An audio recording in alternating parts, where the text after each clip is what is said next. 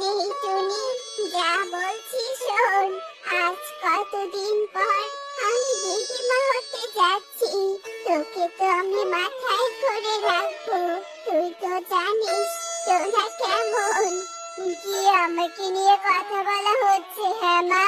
আর টুনি, তোমার হাতে ঝাড়ু কেন? তোমাকে না আমি কাজ করতে না করেছি? আমিও তখন থেকে একই কথা বলছি বাবা, কিন্তু আমার কথা শুনছেই না। বাবারি বাবা, আচ্ছা ঠিক আছে, এই যে আমি ঝাড়ুটা রাখলাম, এবার খুশি তো তোমরা? হ্যাঁ, আর এই নাও, এই ফলগুলো খাও। টুনি, আমার সবচেয়ে বেশি তোমাকে নিয়ে চিন্তা, বুঝলে? তোমাকে অবশ্যই ঠিক থাকতে হবে।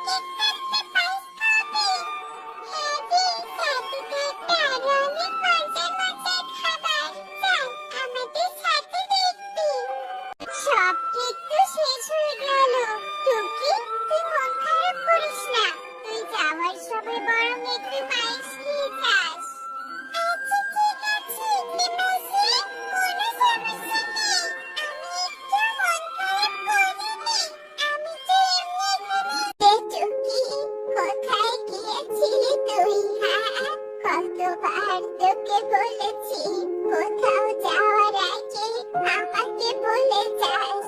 আমার যে ভীষণ চিন্তা হয় তোর জন্য। আমি তো খেলতে গিয়েছিলাম। আচ্ছা শোনো দিদিমা, তোমাকে আমি একটু কথা বলতে চাই। সেসব না হয় পরে বলিস, আমি শুনবো। তবে এখন খাবি আয়, চোখ মুখ একদম শুকনো লাগছে।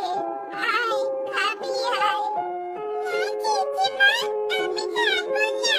কাদের পাখিরা কত সুন্দর করে নিজেদের জন্মদিন পালন করে। আর আমি আমার জন্মের পর কেন একবারও জন্মদিন পালন করে হয়নি পারে দিদিমা? তোর বাবা এসব পছন্দ করে না রে দিদি ভাই। আর জেদ করিস না, আয় চুপচাপ খেয়ে নে। না, আমি খাবো না। বলো, এবার আমাকে বলো, এবার জন্মদিনে কে কিনে দিবে? আমি আমার জন্মদিনে কেক খাবো। কি হয়েছে রেখে তুই? মিনু ডাকলেও টুকি আর পিছু ফেরে না।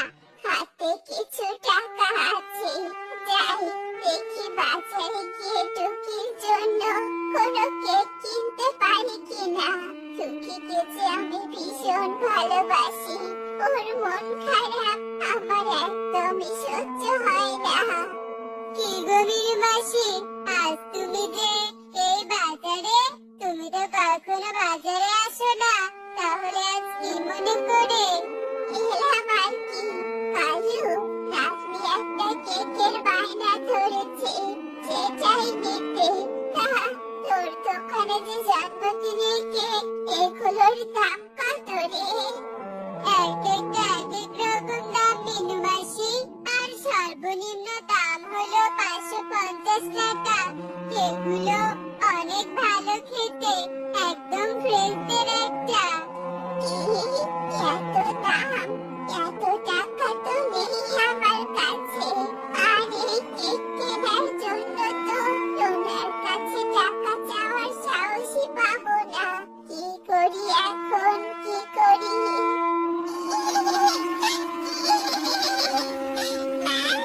তুমি আমাকে তোমার সাথে নিয়ে চলো। বাবা যে আমাকে একটু ভালোবাসে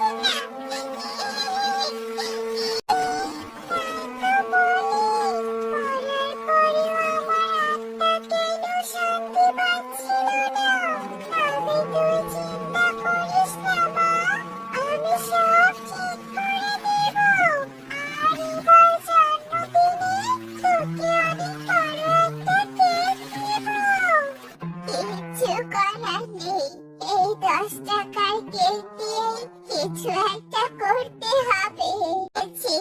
একটা উপায় পেয়েছি। এই মধুগুলো খেতে তো মাখনের চেয়েও মিষ্টি আর সুস্বাদু। আমি বরং মৌমাছির থেকে একটু মধু চেয়ে নেই। মৌমাছি, ও মৌমাছি, শোনো না গো, শোনো না। কি হয়েছে কি মিনুমাসি? আমাকে এভাবে ডাকছো কেন? বলো, কি চাও তুমি? আমাকে একটু তোমার মৌচাক থেকে মিষ্টি মধু দিবে গো। আমার যে মাখন কেক কেনার সামর্থ্য নেই। একটু মিষ্টি মধু দিলে বড় উপকার হবে। আমার নাতনিটার আবদার পূরণ করতে পারবো। ও, এই ব্যাপার?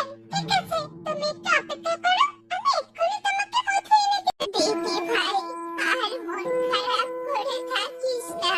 তোর জন্য উপহার আছে। কাল তো তোর জন্মদিন। আমি আমার সামর্থ্য অনুযায়ী তোর জন্য একটা কেক নিয়ে এসেছি। সত্যি দিদিমা, তুমি সত্যি বলছো?